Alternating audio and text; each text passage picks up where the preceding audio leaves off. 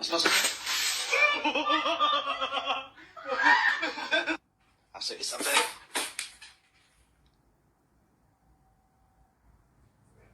That's the piece.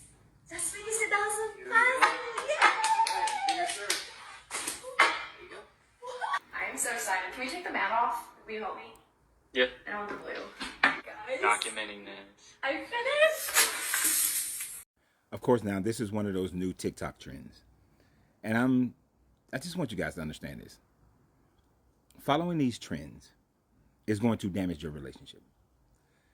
Just because somebody does it and it looks funny doesn't always make it funny. Especially when the other person is not prepared for the joke. Now, if the couple decides that they want to do this for the views, that's perfectly fine. But you can tell the difference between the ones who were not participating, but the ones who were utterly surprised by it. And then I found this one version of it that really demonstrates why y'all need to stop following these TikTok trends. Oh my God, babe, you finally finished it. I think I got one piece left. Right there. Oh my goodness.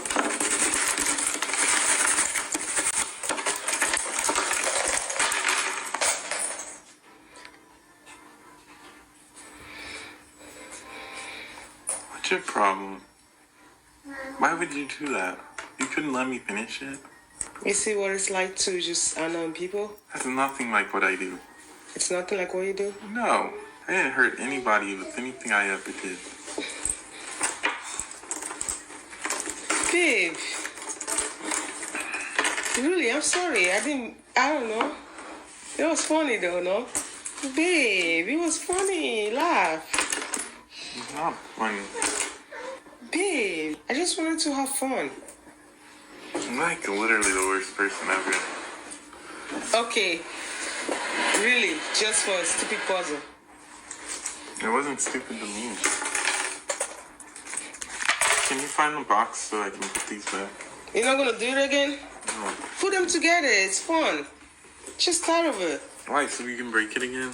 No, just start over. It's easy. It only took you like 2 days. Come on. Babe, what, are you really mad? Babe, do you want coffee? I want you to go away. Don't forget this.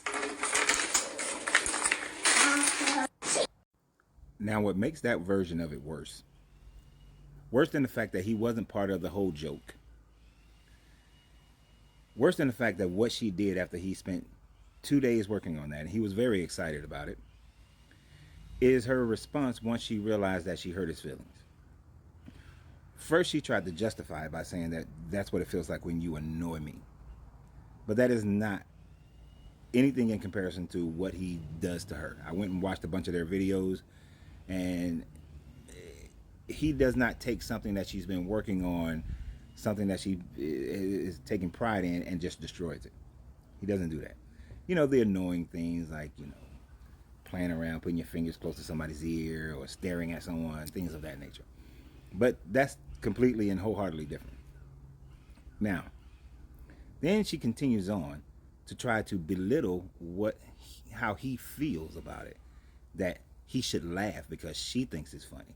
That he should now just swallow his feelings and just laugh so that she can feel better about it. Because at that point she started realizing that she hurt his feelings and she started feeling bad, and now she wants him to alleviate her guilt for doing what she did. So now she wants him to make her feel better. And then call his stuff stupid she gets mad and she wants to call it stupid. And you know, you saw the video. If you're dealing with a person like that, first let me go back. Stop playing these TikTok games and messing up y'all relationship. It's not worth it. It is not worth it. Unless you got a partner where y'all come to an agreement about of pranking each other and all these sorts of things, that's one thing. But if y'all are not in agreement with that, don't do it. It's not worth it just so that other people can see your shit and see what's going on in your life. All right? Don't. That's why y'all don't see much of me and my wife's life. Even on our shared channel, which is, and it's mostly hers, but it's Eat, Sip, and Smoke Travels, y'all are only seeing a small microcosm of our lives. You're never going to see the macro of our lives. because the majority of your life should be private. It should be your life, not for everyone to see. And to demonstrate some of the worst behavior is never going to bold out to be correct or good for you guys. So don't do it. Now, if you are with the type of person who cannot apologize, and then if and then want to force you to accept their apology and be all happy-go-lucky immediately, you need to leave them alone. So you have these egotistical, narcissistic people, who are these super ego, narcissistic people, who they want you to always be how they want you to be. They cannot stomach you being your own self and having your own feelings and having your own personality. So when they mess up, they hate being wrong so much that they got to make themselves feel right by trying to force you to see it through their eyes. And then when you don't want to deal with them or forgive them immediately and you need some space, some time, they don't know how to give you that space and time, because now they have to go off and be alone. And they don't know how to be alone. They don't know how to deal with the fact that he or she is mad at me and they're over there. They're in a different room. They took a drive. They went to the gym. And so they lash out. Let me tell you a little story. So I was with this woman. We got into an argument the night before. The argument was not settled. The argument continued the next morning. Now, we have been going back and forth in different arguments for over a week. And I was quite frankly just tired of it, because I don't argue, right? It's too much. It takes too much energy.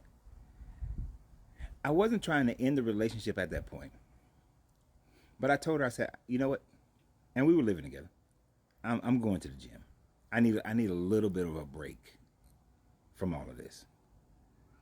And so she decided, because she couldn't deal with the fact that I said I need a little bit of break, I need a little bit of time, let me go get a little bit of peace, because I couldn't deal with her, because she had issues with her loneliness and she had issues with her controlling behavior.